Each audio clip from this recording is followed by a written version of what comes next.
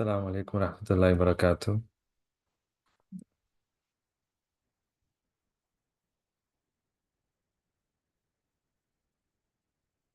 Can all of you hear me?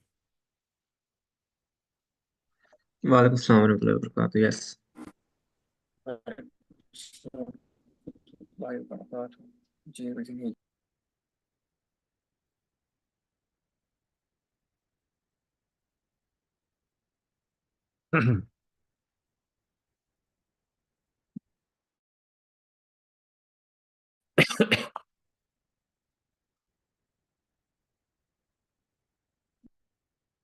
So today, inshallah, before we start,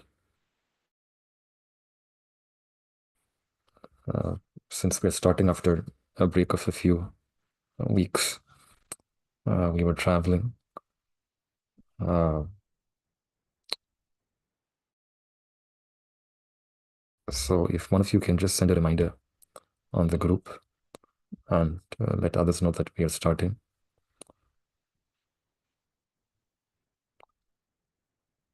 Sheikh Sab, inshallah, will do that. Jazakallah.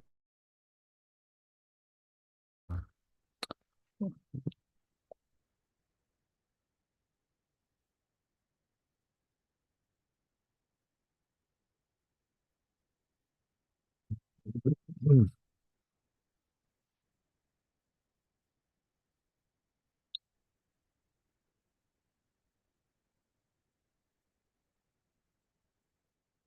I want to uh,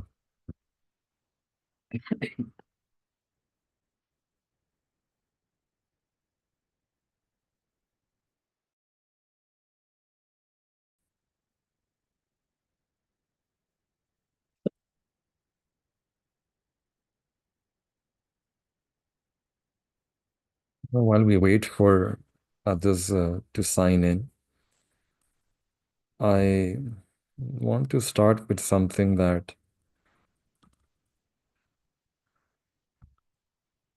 we have been reflecting upon in the last 10 days or so. Some of you are familiar that we were at Umrah. Alhamdulillah, Allah Ta'ala blessed us with the opportunity. Um, uh, and we met many of our students there, Alhamdulillah.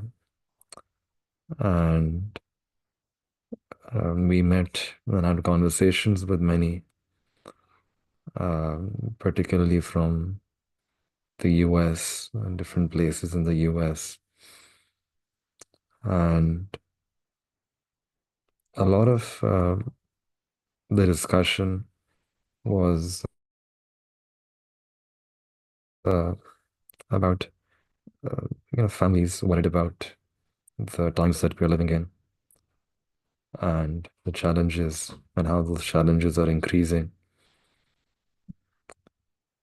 And some were married and they were worried about parenting and to raise their kids in such challenging environments. Some were contemplating uh, whether they should move to the US and settle there because in their own home country, it's difficult for them to financially survive. They don't have some much financial opportunities or financial stability in their own home countries. So, and then there was the opposite trend. Uh, we met a couple of families who were contemplating moving away from the US. And these were families who were settled in the US and were contemplating that in the area that they're in, uh, it's becoming difficult for them to safeguard their own iman, and then they're worried about the iman of their own kids. So they were contemplating about whether they could move to, particularly Medina Munawwara. And a lot of these conversations were happening while we were in Medina Munawwara. Uh, and uh, I I want to share something which I think I might have mentioned before as well, but it's related to Surah Kahf. It's related to Surah Kahf. And that's why I think since we're doing Tafsir of Surah Kahf and we're starting after a break, so and since this is something which I think is particularly important, it's one of the core lessons of Surah Kahf, because in this environment that we're living in now, it's the start of the new year. We see that in our deen there is a teaching that there will be trials, fitnas, and if initially the fitnas and the tests and trials were local, what will happen gradually is that the fitnas will become global. And this is one of the signs of the end of time, that there will be fitnas which are massive, impacting at a global level. And the fitna here means that this will be something that will be challenging a person's iman, their Islam.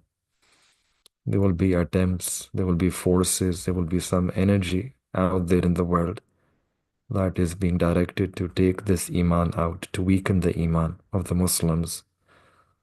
And it's a uh, it's in a for there'll be many efforts that will be taking place on that front, and there'll be many technologies that will be used on that front to weaken a person's iman, to make them slip. And we can see that we're actually living in that time. We are living in that time where the fitnas, they have now reached every home, almost every home. And this is largely due to the technologies that we have with our cell phones, with just one click and a person can lose their iman. It's like a net that you enter, and then it starts a person's downward spiral. So many people within the ummah are losing their iman just because of this, just because of the misuse of their phone and the misuse of the internet. There is so much vulgarity, obscenity that just in the privacy of your home. Back in the old days, people would view their homes to be sanctuaries and refuge, and the opportunities for sin would be outside the home, but once they would come inside, they would be protected.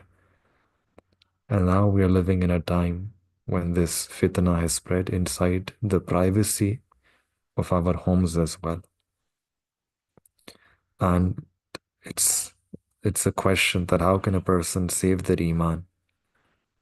These are things which are so common in our schools, in our colleges, in our universities, and especially young men. But it's not just limited to young people who are of age of maturity, and even people who are much older. There is an addiction problem, and now with social media, there's so much out there. There's so much out there, and it's truly only fortunate and blessed are those people who can use these technologies in a way that is pleasing to Allah subhanahu wa ta'ala, and use it in a way that they can save their iman and get into Jannat. Any the kind of ease that we have with which we can commit sins with just one click. Person can lose their iman with one click. These are technologies and that were not available before. And we haven't seen such ways to lose iman, so easy, such simple ways to lose iman in the history of this ummah than what we are seeing today. And it's ajib that we cannot survive without this, but at the same time, it's such a big fitna and a calamity. So it's a zarurat, but also a musibat. It's a double-edged sword. And it's not something which is just affecting people who are quote unquote worldly, even very, very religious people, people who are grounded in their deen, grounded in their values, people who pray salah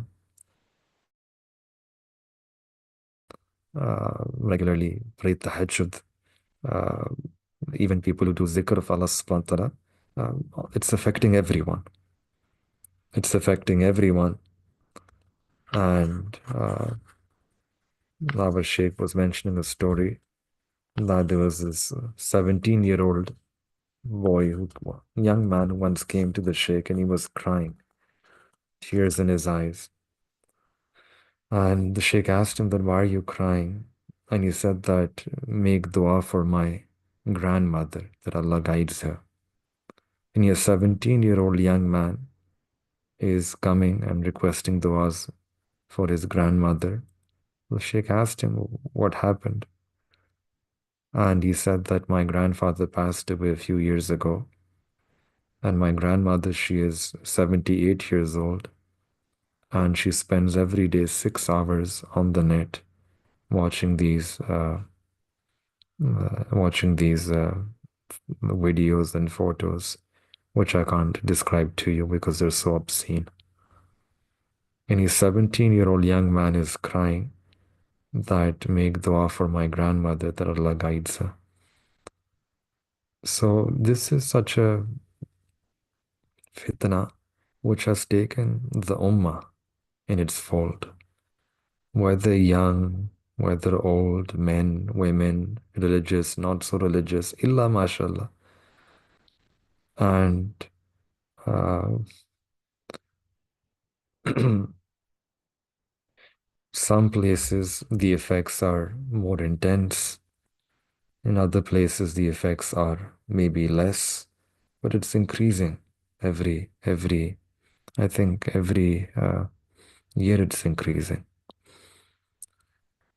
So you have this challenge. We are living in this environment where we have all of these things, all of these efforts which are taking us away from the deen, trying to make us desensitized to these sins. And like I said at the start, that this is a global fitna. This is affecting the ummah globally. And it's really difficult uh, for us to save ourselves from this fitna, from these challenges, these tests and trials. These are the precursors of Dajjal, and they've already begun. The actual Dajjal may come later, but we know from Ahadith Mubarakah that the precursors will begin early. And this is going to be such an intense fitna, the fitna of Dajjal, that even a person of strong iman, the Prophet ﷺ said that a person with strong iman would go and tell his friends that, don't worry, my iman is strong. I just want to go check it out. I just want to go check it out. Who is this person? What is he saying? And uh, he will go there and he will fall in that fitna and will end up losing his iman. And we know that this is the most intense fitna, the fitna of Dajjal, that all the previous Anbiya alayhi salatu wasalam used to make dua that Allah save us. We seek your refuge against this fitna. And the way our scholars have explained is they say that from Sayyidina Adam alayhi salam till till the till our time, you add up all the fitnas that have happened in the previous communities, ummah. You add up everything, and that the fitna of Dajjal will be more intense than all of that, than the cumulative. So uh, it's that's why when the Prophet ﷺ said that there will come a time that you will have iman in the morning in your heart, and then when you go to sleep at night, your iman will be taken out from your heart, or you will have iman in the evening, but by the morning your iman will be taken away.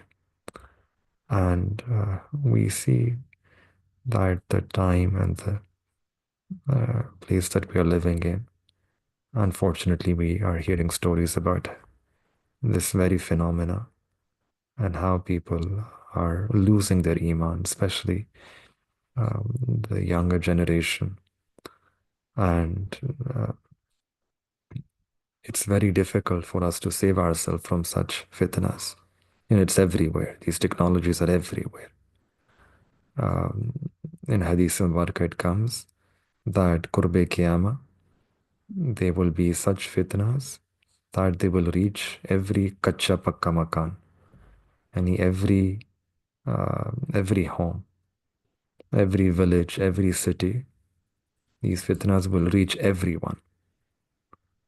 And then in that same hadith, and this is the barak of the sunnah, and this is what I want to mention, that the sunnah not only explains what the reality and the hakikat of the world is, and the Prophet ﷺ opened up the hakikat, the essence of this world, how this history will unfold, what will happen towards the end, and what is the end.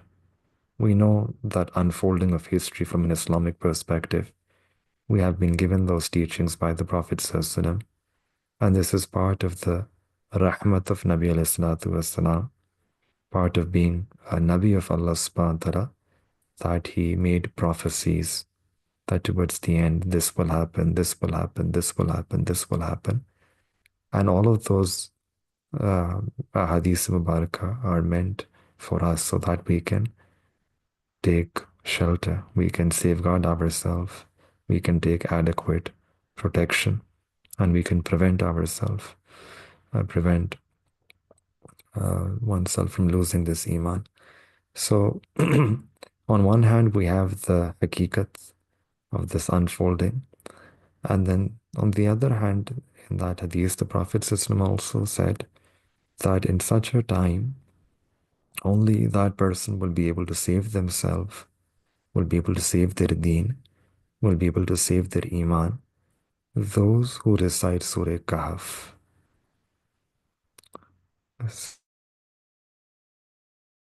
There's several ahadith mubarakah. I'm just giving you the mafhum, the cumulative meaning, that in such a time, only that person will be able to save their iman who recites Surah Kahf. Now, Surah Kahf, what lesson does Surah Kahf give us?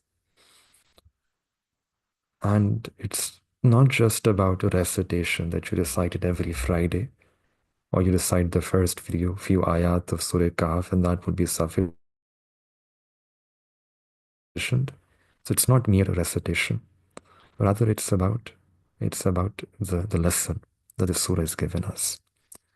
And if we read this surah, alhamdulillah, we've been studying this surah in the previous sessions, we see that the very first story is about these young men. Innahum fityatun amanu birabbihim wazidnahum huda. These young men, whether they were 3 or 5 or 7, Allahu alam, their number, but these were young men who were people of Iman, and they wanted to safeguard their Iman. They were living in a society where the ruler was a tyrant, would oppress them, suppress them, persecute, and the entire society was very not conducive to their Iman, would persecute them for their Iman. It was an idol worshipping society. So, in order to safeguard their Iman, they went towards Allah subhanahu wa ta'ala. And they sought refuge in Allah subhanahu wa ta'ala, sought guidance from Allah subhanahu wa ta'ala, and Allah subhanahu wa ta'ala guided them to a cave, that you should take shelter in a cave. And then they sought refuge in a cave where Allah subhanahu wa ta'ala put them to sleep for several years. And by going inside a cave, these young men were able to save their Iman. And then after 300 plus years, when they wake up, The ruler has changed, the government has changed. Now the society is a society of people of Iman. That oppression, persecution, that zulm has all ended. So Surah Kahf then is giving us this teaching that just like Allah subhanahu wa ta'ala saved the Iman of those young men, the Ashab-e Kahf, today as well, if we want to save our Iman, if we want to safeguard our Iman, that will only be possible if we live a life of Kahf, if we can seek refuge inside a Kahf, inside a cave. We can attach ourselves with a cave, with a Kahf, and live inside that Kahf, live inside that cave. That's the only way in which we can protect our Iman towards this end of time when there will be global fitnas all around us.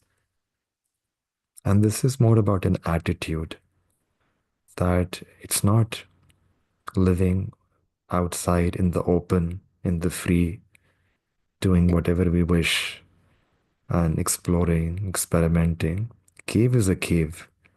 You go inside and then you stay inside the cave. You stay inside the cave, and perhaps you may not know everything that is happening outside the cave, and that is fine. That is fine because that is needed for a person to protect their Iman. So we need to, they say that we need to find a cave and then stay inside that cave and then live our whole life attached to that cave. And then we will be able to safeguard our Iman. Now, the question is that what are the caves that we have for our time? The Kahf. So in this dunya, there are two big Kahf. Two big Kahf. One is called Makkah Mukarramah and the other is called Madinah Tayyibah. These are such big caves, and cave sanctuaries, refuge, that in Hadith Mubarakah in Sunan Tirmidhi, it's mentioned that the great Dajjal, forget the precursors of Dajjal, the Dajjal Akbar, even Dajjal Akbar will not be able to enter into these two cities. They're so protected, they're so blessed that even Dajjal will not be able to spoil the Aman of these two cities. They're Balad Amin, both Makkah Mukarramah and Madinah Tayyibah. والتين والزيتون وطور سينين وهذا البلد الأمين. Their city of peace. ومن دخله كان آمنا. That whoever enters, they enter into a state of aman, into a state of security, sanctuary, peace. And this is taqweeni, and this is Allah subhanahu wa ta'ala, part of Allah subhanahu wa ta'ala's design. That Allah subhanahu wa ta'ala, in His own wisdom, in His own Mashiach, has chosen these two cities and made these two cities the spiritual sanctuaries of this world.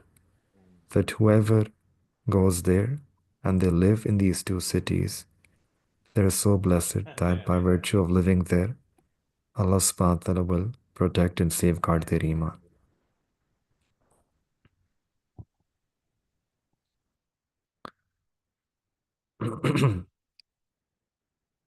So, if someone has been given the tawfiq, the asbab that they can actually settle, they can do hijrah or they can migrate to Medina Munawwara, then there's nothing like that. Then there is nothing like that for this is a kahf that we have, and this can protect our iman, safeguard our iman.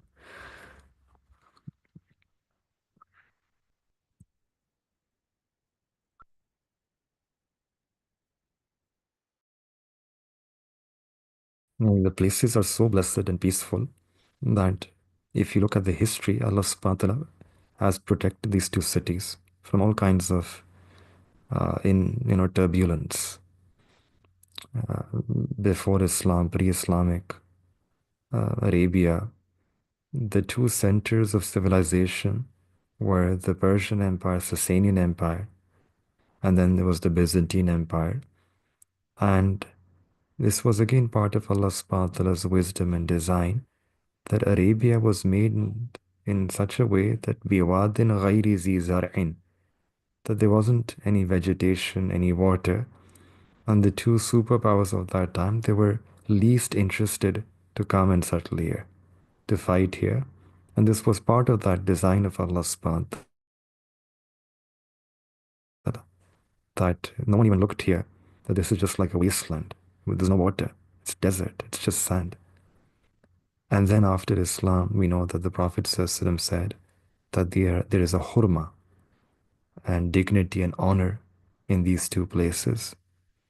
And no one can spoil. And if anyone tried to spoil the Aman, we know that they were unsuccessful in their attempt.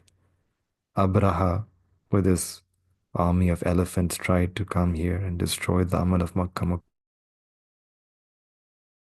Mukarramah, was unsuccessful. And even after that, there are so many stories of people who tried to do something and they were all unsuccessful. And again, Allah subhanahu wa ta'ala has taken upon himself to protect these two cities, that even Dajjal himself will be unable to enter. And for as long as these two cities are there, they are qiyamun linnas. They are the means for the spiritual establishment of humanity. That as long as these two places are there, the humanity, they will be spiritually established. Rohani, in a Rohani way, they will be established on this earth. And that's when Hadith Mubarak comes, that towards the end of time, in the last stage, when this world will come to an end. Before that, there will be an Abyssinian slave who will come to Makkah Mukarramah and will throw a spear or something like a spear, and that will destroy Baytullah Sharif. And with that, the world will come to an end. In other words, that it's the spiritual center, the spiritual heart, that as long as the heart is beating, it's in a state of aman, the world will continue to subsist, will continue to persist. So the two big Kahf are Makkah Mukarramah and Medina Tayyibah. And on this trip, some people were asking for advice that if Allah subhanahu wa ta'ala gives means and makes it possible, should one try to think about or contemplate moving to Medina Tayyibah for the sake of their kids, doing hijrah to Medina Tayyibah, and what do scholars say about this? So I shared with them that this is something which is encouraged in our deen, to make hijrah for the sake of our deen, for the sake of iman.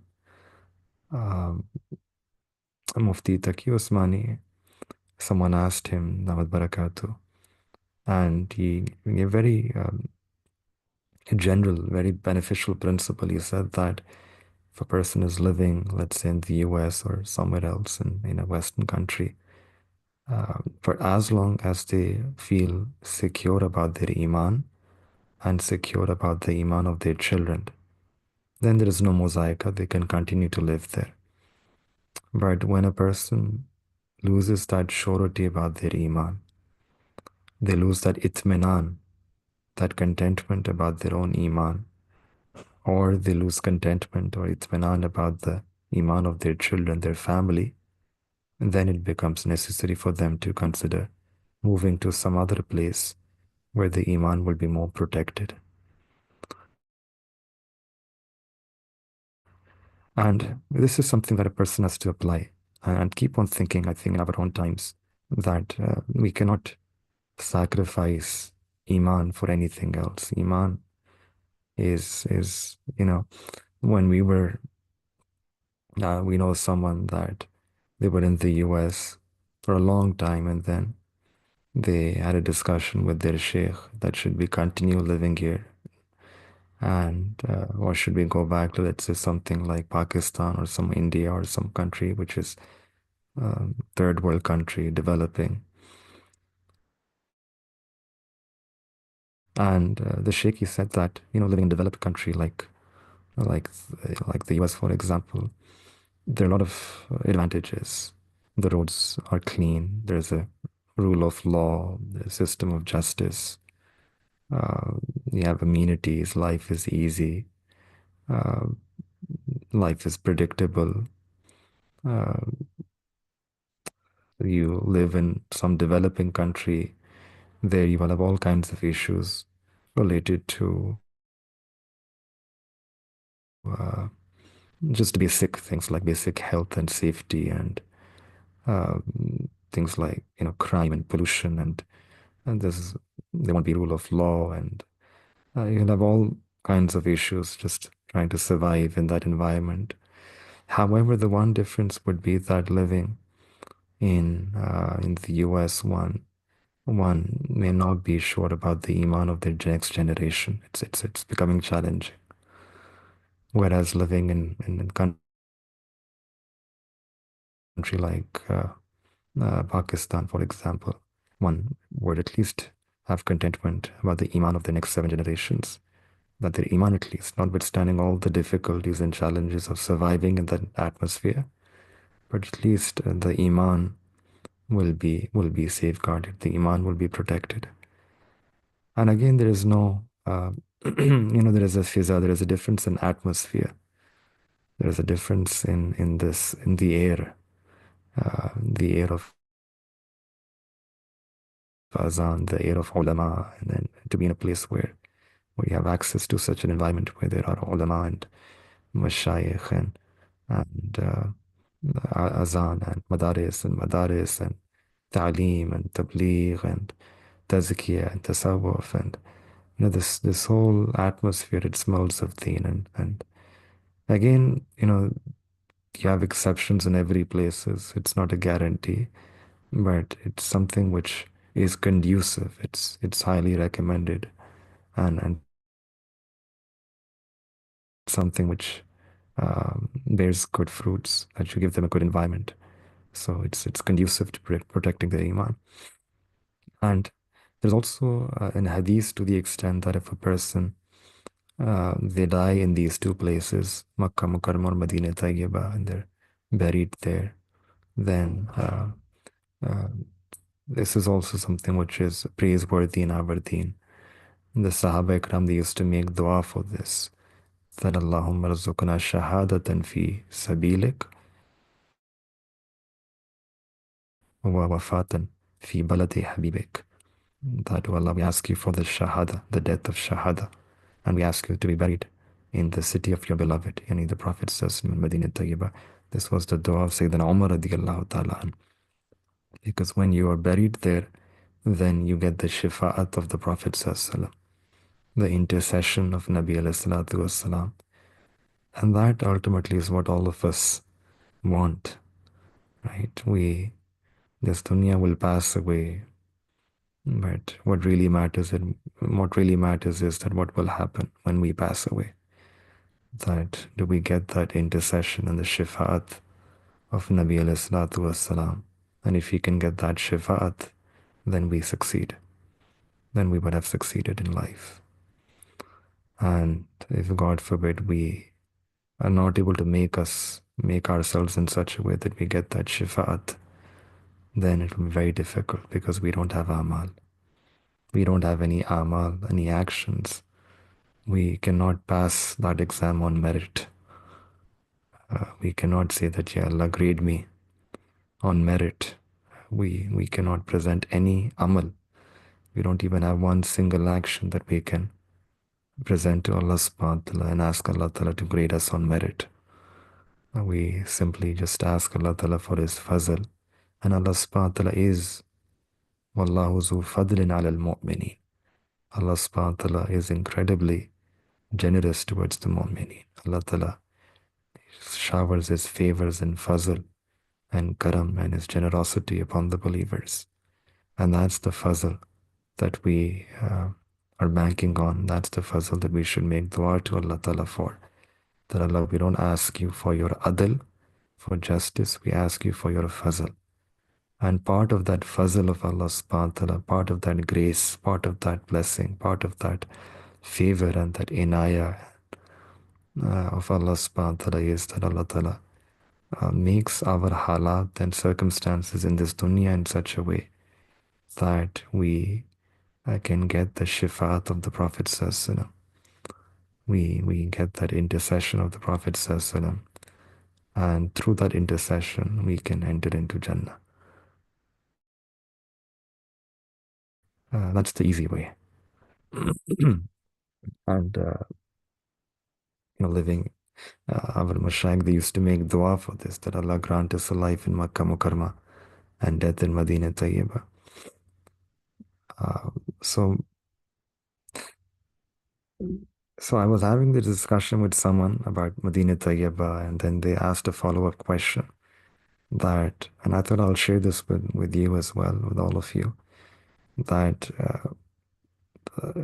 not everyone gets this tawfiq to go to Medina Tayyibah or settle in Medina Tayyibah or even make hijrah to Medina Tayyibah, and what are some of the factors that can make this easy for a person. And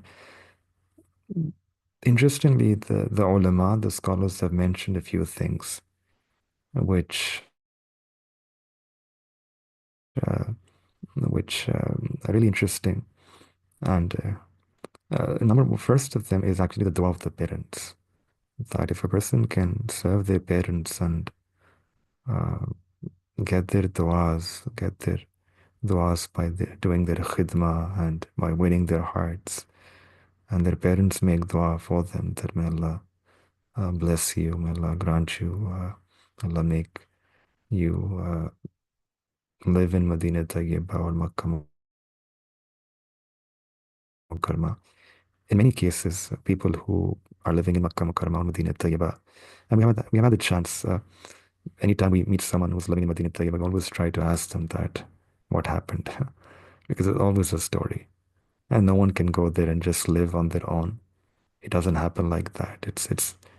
There's something that they've done. There's always a story. There's always a story uh, because of which there's something that they've done, some amal, something that invited that gaze of Allah's mercy, which fell upon them, and then Allah subhanahu wa ta'ala selected them, and Allah ta'ala chose them, and Allah subhanahu wa ta'ala allowed them to live in Medina Tayyibah, to settle there in Medina Tayyibah. There is always a story. And it's always very, we're always very curious when we find someone, we ask them that if they can share their experience, their life with us. And one of the themes that we can draw is one factor is the duas of the parents. And so if someone is fortunate that their parents are alive and uh, one gets the tawfiq to do their khidmah and to get their duas, this is a very powerful door through which Allah subhanahu wa ta'ala can actually open up the doors for Makkah Mukarramah and Medina Tayyibah. Not just coming there over and over again in our life, but also, in fact, even settling there. And the second theme and factor is when a person is heartbroken. That's also a time when a person is really close to Allah subhanahu wa ta'ala, when there's heartbreak, when you thought that I could rely upon my parents, my mother, my father, and then something happens and you realize that your parents will not support you, uh, your siblings will not support you, and this is something that you want for your deen. You want closeness with Allah. You want to do something that is pleasing to Allah subhanahu wa ta'ala, and you realize that the people whom you were relying upon, you were banking upon, thought they were your support structure, your support mechanism, close people, close family.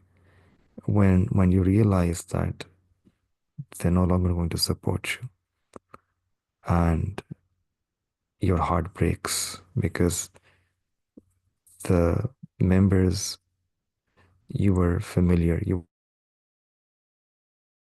were accustomed to receiving happiness from them, now all of a sudden they're the ones who are hurting you. They're the ones who are giving you pain. And when you feel that heartbreak, that is a time when a person is really close to Allah Ta'ala. Ana in the munkasiratil qulub, that I'm with the broken-hearted.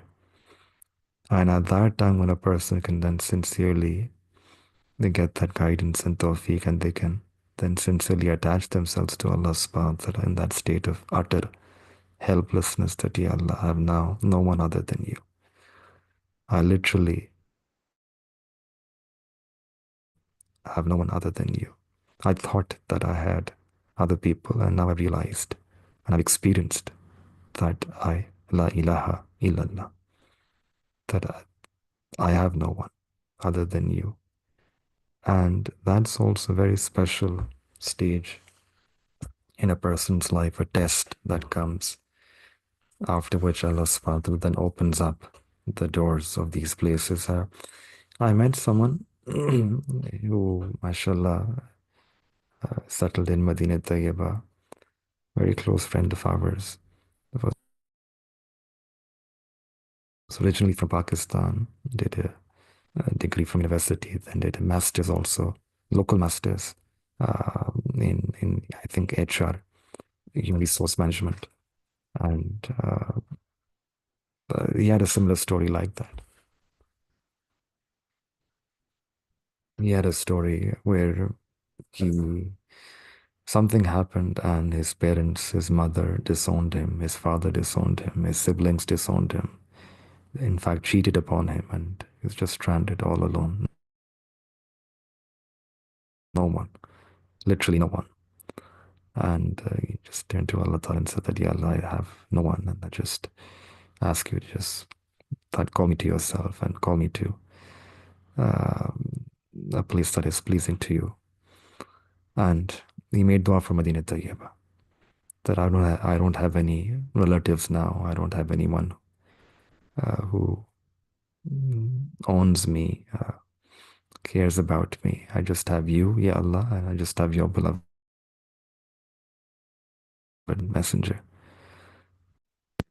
I can live next uh, to the Prophet's system.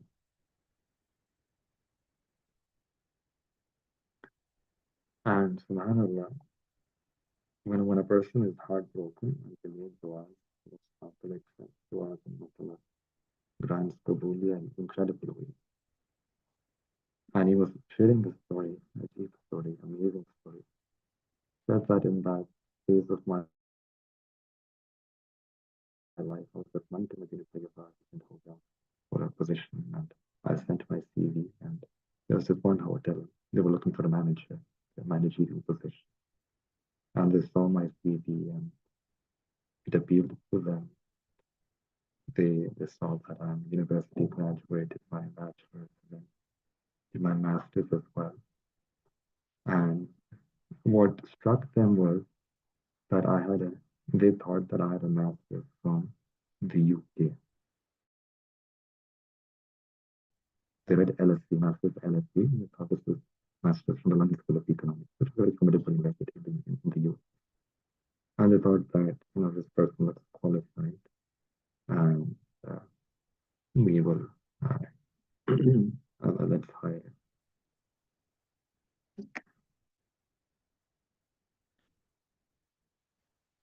Can all of you hear me? What happened? I think there's something with the voice. Yes, except there was some blip. Now we can hear you Is the voice okay now? a little better. Ji, alhamdulillah.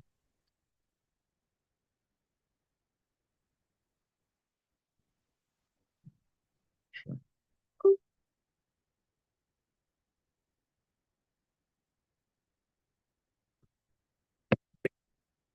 Bismillah. Okay, I think the voice is better.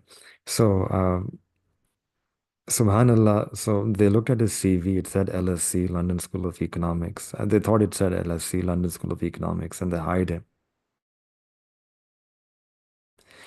And then several months later, uh, they realized that actually that LSC was not London School of Economics. It was Lahore School of Economics. And that person was so amazing in terms of his character and sifat and attributes that they said that we'll hire you anyway. You're here with us. Uh, but subhanallah, Allah Ta'ala wanted to call him to Medina Tayyibah. And someone who studied and did his master's from Lahore School of Economics, Allah subhanahu wa ta'ala put a veil over the eyes, and people thought that he is London School of Economics, and they hired him. So that's what happens. This is Allah subhanahu wa ta'ala's way. That when Allah Ta'ala wants someone to come to Medina Tayyibah, then someone who has a Lahore School of Economics, they can come to Makkah, Medina Tayyibah. And then so many LSE graduates from London School of Economics, they may not be able to come there. So it's Allah subhanahu wa ta'ala's way of calling people to that place. So that's the second, right? One is parents' du'as, and second is when one is heartbroken. And I would also add one more, something that we have learned um, from our own Mashaykh. I think a very important factor that enables one to go to Medina Tayyibah and especially settle there is a love for the Prophet Sallallahu Alaihi Wasallam. The more a person has love for the Prophet Sallallahu Alaihi Wasallam, a ta'alluq with the Prophet Sallallahu Alaihi Wasallam, a connection, a relationship. This is again from Allah subhanahu wa ta'ala, that Allah Ta'ala is so qadardan, Allah Ta'ala is so appreciative that if you have love for the Prophet Sallallahu Alaihi Wasallam, then it's not a one way, it's a two-way relationship. When you have love for the Prophet Sallallahu Alaihi Wasallam, Prophet Sallallahu Alaihi Wasallam has love for you. If you are loyal to the Prophet Sallallahu Alaihi Wasallam, you live your life of loyalty to the Prophet Sallallahu Alaihi Wasallam, then you can be rest assured that the Prophet Sallallahu Alaihi Wasallam will also be loyal to you. You will receive something from the Prophet Sallallahu Alaihi Wasallam. And the Prophet Sallallahu Alaihi Wasallam is very qadardan. He's very appreciative. He's very loving. Whenever someone would give a gift to the Prophet Sallallahu Alaihi Wasallam, the Prophet Sallallahu Alaihi Wasallam would always give something better. Would always give back something better. And this was not just limited to while the Prophet Sallallahu Alaihi Wasallam was alive, but even right now. And the Prophet Sallallahu Alaihi Wasallam is alive in his grave. And the same continues even today as well. That if a person really brings that love, deep love, intense love for the Prophet Sallallahu Alaihi Wasallam, then they receive a lot of nur and blessings and barakat from the side of the Prophet Sallallahu Alaihi Wasallam as well. In Hadith Mubarak it comes that the Prophet Sallallahu Alaihi Wasallam said, Innama ana qasimun wallahu yu'ti, that Allah subhanahu wa ta'ala is the giver of those blessings, but those blessings are distributed through me. I distribute them. And Allah gives and sends those mercies and rahmah and blessings. They come from Allah subhanahu wa ta'ala, but then they come to the blessed heart of the Prophet sallallahu alaihi wasallam, and from there they're distributed. And every person, they get their share. Rahmatul lil alamini. Every creation, they get their share of that rahmah. Every creation get their share of that mercy. So the Sheikh was telling a beautiful story about this third factor. There was a person in Pakistan whose name was Nur Muhammad. He was, I think, born in a Sikh or a Hindu family, and then later converted to Islam. And he had a deep love for the Sunnah, for the Seerah, for the Prophet sallallahu alaihi wasallam. Deep love. And so deep that he really wanted to go to Medina Tayyib and then live his whole life there. And he was also quite educated, so working in the government, and then reached, I think, a post which was something equivalent to being like an ambassador. And then the government, they assigned him this duty that, okay, you can go live and you can represent the country in Medina Munawwara. You can be the ambassador there. So that was his dream come true.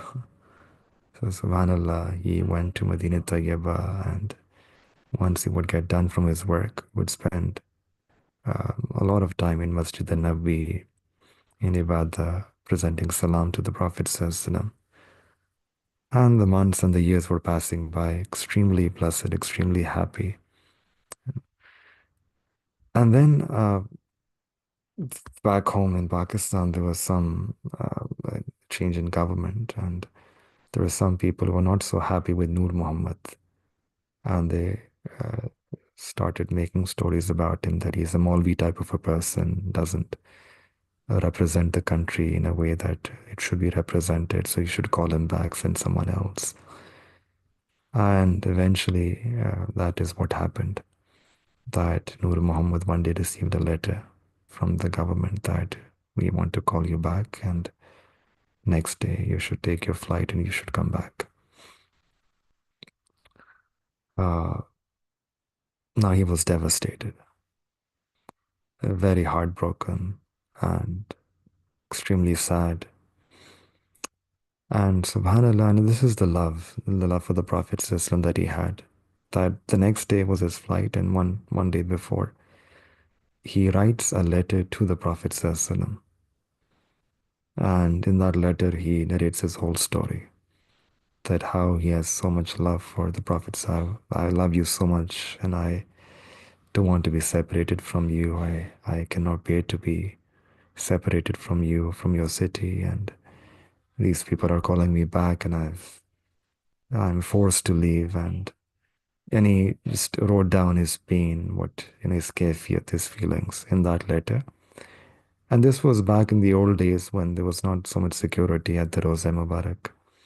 So he went and he presented salam to the Prophet Sallallahu, and then through that small opening, there's a jali there, Jali Mubarak, and then there's a small opening. So he just placed that letter inside that opening, and then he exited, he left. And the next day was his flight, he came back to Pakistan. Now, there are some people, very special people who are assigned this task that for periodically they clean the inside of the hujra where the Prophet ﷺ is resting. So the area which is inside the jali, there are some people who have very special access to that, and periodically they go there and they make sure that everything is fine inside. So this was one such occasion when someone went inside and they saw that letter. So they picked up that letter and they gave it to their own, as in charge, who read that letter, and it was such a touching letter. He felt that this needed to be given to his own in charge, and eventually the letter found its way with the Saudi government, who, when they read that letter, they were extremely touched by the emotion, the love this person had for the Prophet ﷺ, and they decided that we need to identify who is this person, Nur Muhammad, and they then used their ministerial collaboration, connections, and contacted Pakistan ministry, and finally they were able to locate Nur Muhammad, and then they made a request that if you can kindly send Nur Muhammad here to us, and we will take care of his living, his lodging, his expenses. You don't need to worry, and we'll support him. So here, this was in, Pakistan had good ties with Saudi Arabia, and didn't want to offend Saudi Arabia in any way, and that's why they decided that we will abide by that request, and they sent Nur Muhammad to Saudi. And subhanallah, he came to Medina Tayyibah, spent 3 days in Medina Tayyibah, very happy, extremely happy. And then on the third day, he passed away in Medina Munawwara.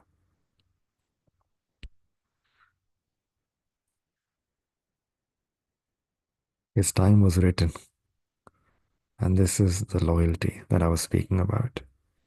That when one or is loyal to the Prophet ﷺ, then the Prophet ﷺ is also extremely loyal to us, loyal to his ummati, loyal to his true ummati. Nabi Salatu Islam, he doesn't let his ummati down. And the Prophet ﷺ called him that you should come here, lived his whole life in love for the Prophet ﷺ. This was time for his ending. So Allah Ta'ala made such a way that he came to Medina Tayyibah, passed away in Medina Tayyibah, buried in Jannat al-Baqi, would be raised up with the shafaat of the Prophet ﷺ. So this is another really important thing, that having love for the Prophet ﷺ. And it's it's and something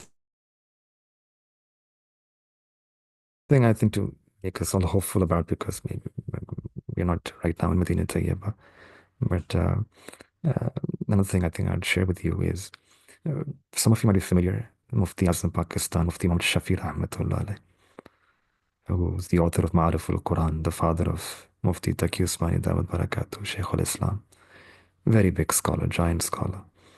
And he has mentioned this own episode that happened in his own life several times. He would openly mention, say about this in his bayanat as well. He said that I would go to present salam to the Prophet ﷺ, and I would always feel embarrassed at my own weakness, that I see these other people, they are trying to come as close as possible to the Jali Mubarak. And I would not find in myself that strength to be able to come so close. Rather, I would feel scared and I would try to just go as be further away. And many times I would just offer my salam from behind a pillar. Yani, he would say with this was his humility, that he would say that I would not find that strength within me to be able to go so close and offer my salam from so close. I would feel ashamed, embarrassed, and just would do so from a distance, from behind the pillar. And he said that once I was presenting salam in that same manner from behind the pillar, and I heard a voice from the Roza Mubarak, where the Prophet ﷺ addressed me and said that Shafi, his name was Shafi, Shafi, tell the people that there's some of them who try to come so close to ourself, our hujra, but actually they're quite far away from us, from our heart. And then there are others who are quite far away from us physically, but they're quite close to us in our heart. Shafi, those who follow the Sunnah, wherever they are, whoever they are the ones who are close to my heart. They are the ones who are close to my heart. And those who are distant from the Sunnah, they can hold on to the Jali and they will be further. They're much, much distant from my heart. And Fatima Shafi Rahmatullah alayh, he would say that since in that vision, that voice said that Shafi, tell this to the people, inform the people. So then he would view this as an ishara. Then normally things that happen there are a secret and not supposed to be mentioned in public or told to everyone. But because here the instruction was so clear and explicit that inform the people, so he would make it a habit that in his bayan, in his lectures, he would inform people about this. That those who are close to the Sunnah, they are really the ones who are close to the heart of the Prophet ﷺ, wherever they are and whoever they are. So the asl then really is Sunnah. Amal on the Sunnah, living a life, learning the Sunnah of the Prophet ﷺ. That's what ilm is. That's what these sessions are for. That we learn the Sunnah. We learn the Sunnah teachings. We develop a love for those Sunnah teachings, and we try to follow the Sunnah teachings in our life. And inshallah, when we die, we can then get the shifaat of the Prophet ﷺ, and then entry with the Prophet ﷺ in Jannatul Firdaus, and be with the Prophet ﷺ forever in Jannatul Firdaus as his abadi sahabi, forever sahabi. So these are the two big kahf, Makkah Mukarramah and Medina Tayyibah. And now, apart from these two, there are also three other kahf, because Makkah Mukarramah, Medina Tayyibah, they're far away. Every person cannot go there, cannot live there. So for someone living in other countries, how can they safeguard their iman? So for such people, there are three other kahf, three other caves. And I'll just give you three keywords and I'll explain them briefly, each one of them. Ta'lim, Tabligh, and Tasawwuf. Ta'lim, Tabligh, and Tasawwuf. So one kahf is Ta'lim. Ta'lim means ilm. Ilm means madrasa. Whether a traditional madrasa like a Darul Ulum or an institute of Islamic learning, an online institute of Islamic learning. The students who attach themselves with the ilm, with sacred knowledge, they come into this environment, this protection, and this environment also becomes a kahf. And this happens whether it's much more in an in-person setting, but to some extent also in an online setting.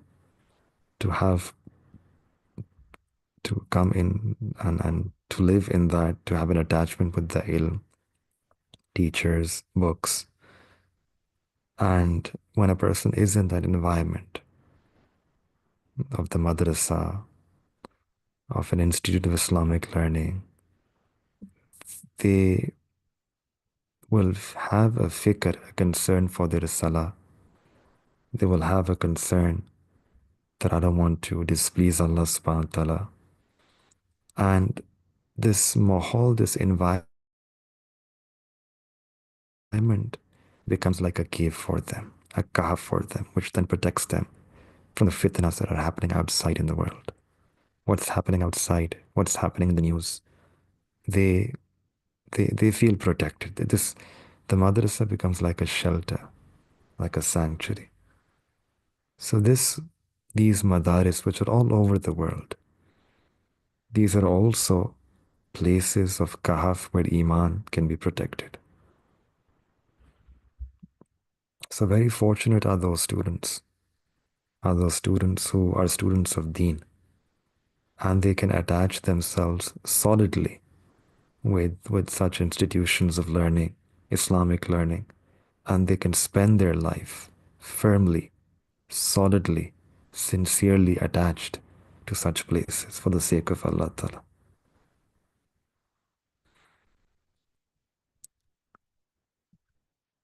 This is one kahf. And the second kahf is tabligh, da'wat and tabligh. Alhamdulillah, summa alhamdulillah. This ummah, there are so many people that because of this effort of da'wah and tabligh and being attached with the work of tabligh, they are able to safeguard their own iman. They're able to benefit others also and safeguard the iman of others. But more than that, it's about having istiqamat on your own iman. Because when you invite others, you're also inviting your own self. It's a revision for you.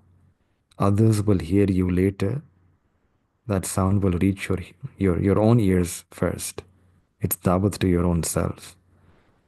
So the more you invite others, the more you speak about deen, the more you have this fikr and concern about deen, the more Allah will generate those feelings and concern in your own heart as well. And a person will get tawfiq to remain steadfast on their own deen. And Alhamdulillah, we see that in this effort of da'wat, where people who attach themselves with this effort, there can be fitnas outside, global fitnas, world fitnas happening outside. There are sins and ghafla and heedlessness and yet they are so sheltered that are living life where they have this concern about tahajjud, that I don't want to miss my tahajjud. I don't want to miss my salah in the masjid. I want to adorn myself with the sunnah of Nabi alayhi salatu wasalam. That's what their worry is. Completely sort of oblivious to these other things happening, the fitnas all around them. Their main worry is, how can I live a life of taqwa, tahara, and sunnah? So this is also a kahf. And then the last kahf is tasawwuf. Tasawwuf means the sohbat of the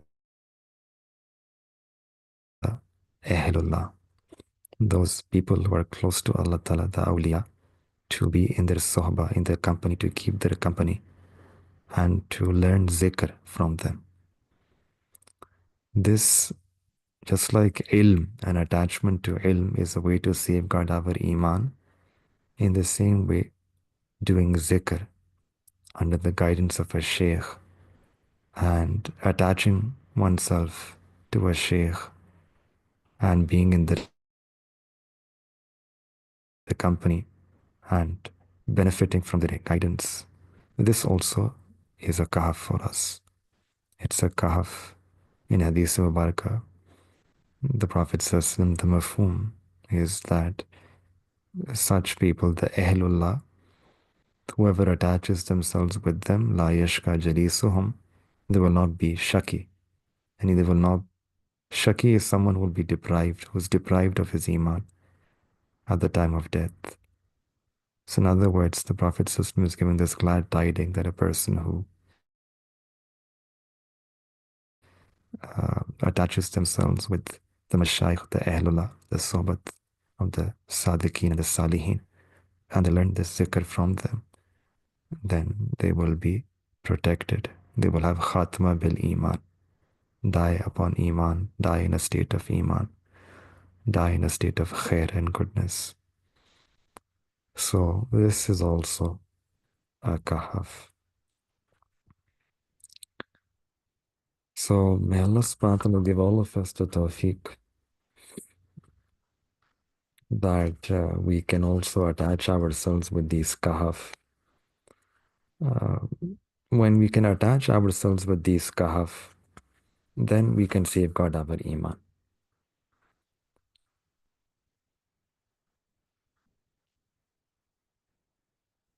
So again, going back to how we started, that we're living in such a time, and the need of the time is that we need to live such a life of a kahfi life, a life like a cave, living inside a cave, where it's okay if you don't know everything,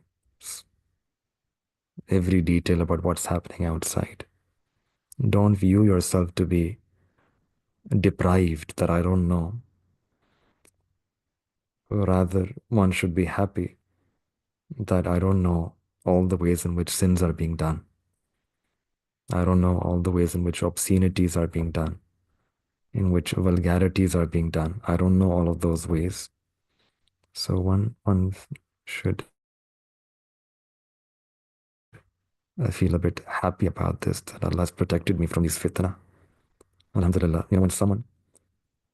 When you're inside your room, inside your house, you're in the room, in your home, and if there is a thunderstorm outside and a huge windstorm outside, so the person who's sitting inside the room, he's not worried, he's not depressed, he's not feeling deprived that, look, I can't go out, I'm just inside my room. No, he's happy because he knows that The person who's coming from the outside, he has mud over his face. So that's the situation. That's the situation that we are in right now. Those who are inside the Kahf, inside a cave, they can save themselves from the mud of sins. The mud of sin, the sand of sin, it doesn't come on their face. And those who come out of that Kahf, then they will return back. They will have that sand, they will have that mud, they will have that dirt upon their face. So one should not be sad and depressed and parishan, but one should actually be happy that Alhamdulillah, Allah Ta'ala has cast this rahmat upon us, that Allah subhanahu wa ta'ala, to protect our iman, Allah subhanahu wa ta'ala has connected us to the Ashab-e Kahf. And truly, this is such a big blessing of Allah subhanahu wa ta'ala. If there's some madaris, in-person madrasa, if you go, you see the environment there. In that environment, there are still students who are living lives of awliya of Allah subhanahu wa ta'ala. So many such students who, when they write their letters, they tell their halat. Alhamdulillah, they're living such lives which are so beautiful that years pass by and their takbir-e-ula is not qaza.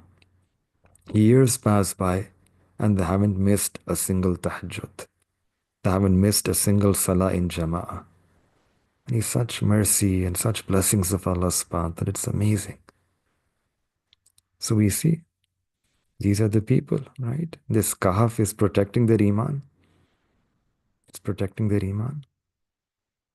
So to protect ourselves from this global fitnas, these precursors of Dajjal, today we have to, the need of the time is to live a kahfi life. Kahfi life. This is the need of the time. And this is one of the main lessons of this surah, Surah Kahf.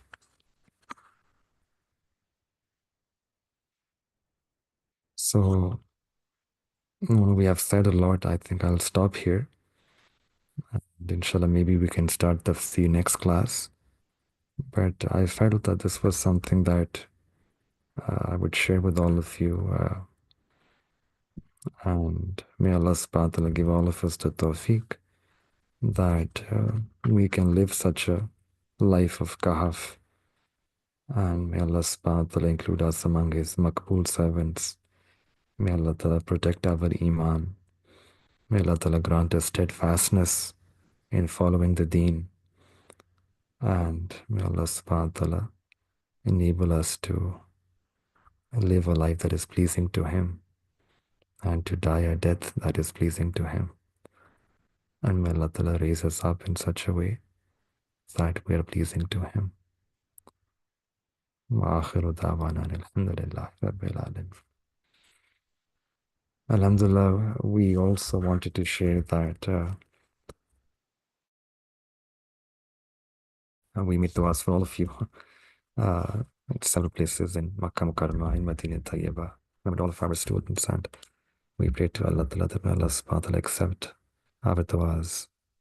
May Allah Ta'ala accept every single one of you, one of us. And may Allah subhanahu wa ta'ala grant all of you your pious du'as and pious intentions. Ramadan is also fast approaching. It's the Rajab, the month of Rajab has already started. So when the Prophet used to see the moon of Rajab, today's I think second or third Rajab, the Sunnah is that the Prophet used to make dua. Allahumma barik lana fi Rajab wa Sha'ban wa ballighna Ramadan. That Allah grant barakah in the month of Rajab and Sha'ban and enable us that we can safely reach the month of Ramadan, this blessed, sacred, beautiful month of Ramadan. So this is another very important time of the year where just hardly 2 months left for the month of Ramadan. And we should now all try. This is the Sunnah preparation, that 2 months before we start thinking about Ramadan and start planning for Ramadan, about spiritually preparing ourselves for Ramadan, practically preparing ourselves for Ramadan. Uh, the more the preparation, when something big happens, you need to start preparing. And if you can prepare beforehand, then inshallah you'll be able to benefit more. So may Allah Ta'ala give us the tawfiq that we can inshallah begin our preparations for Ramadan. And one of the preparations is to establish ourselves with the Quran. So I was just calculating today that we will have about, I think, uh, 2 months. That means 8 weeks roughly. That means maybe 8 sessions more until Ramadan for Tafsir. So inshallah, we may not be able to complete the whole surah, but we'll try to cover as much, inshallah. And inshallah, then in Ramadan, we have another series lined up, a series of talks, which will be every day, inshallah, every night. And then whatever is remaining of this surah, inshallah, we'll complete that after Ramadan.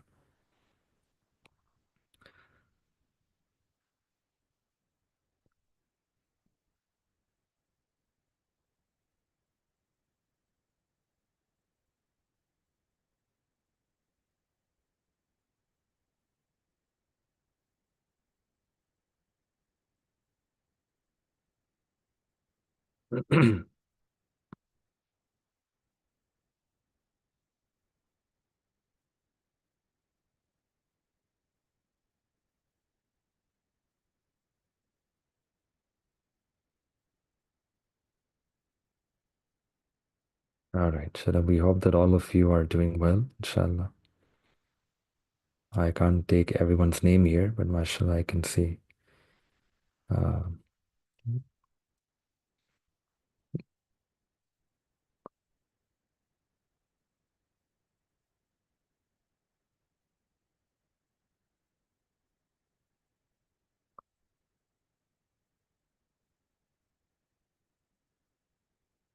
ठीक है चल inshallah. Keep us all in your du'as. Inshallah, we'll keep all of you in our du'as. Let's end with a short dua. Subhana rabbil al-wahhab. Allahumma salli ala Sayyidina Muhammad wa ala ali Sayyidina Muhammad wa barik wa sallim. ربنا ظلمنا أنفسنا وإن لم تغفر لنا وترحمنا لنكونن من الخاسرين. ربنا لا تزغ قلوبنا بعد إذ هديتنا وهب لنا من لدنك رحمة إنك أنت الوهاب.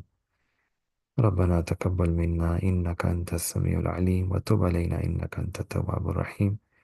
وصلى الله تعالى على حبيبي خير خلق محمد وعلى آله وصحبه أجمعين آمين برحمتك يا أرحم الراحمين. السلام عليكم ورحمة الله وبركاته. وعليكم السلام ورحمة الله وبركاته. وعليكم السلام ورحمة الله.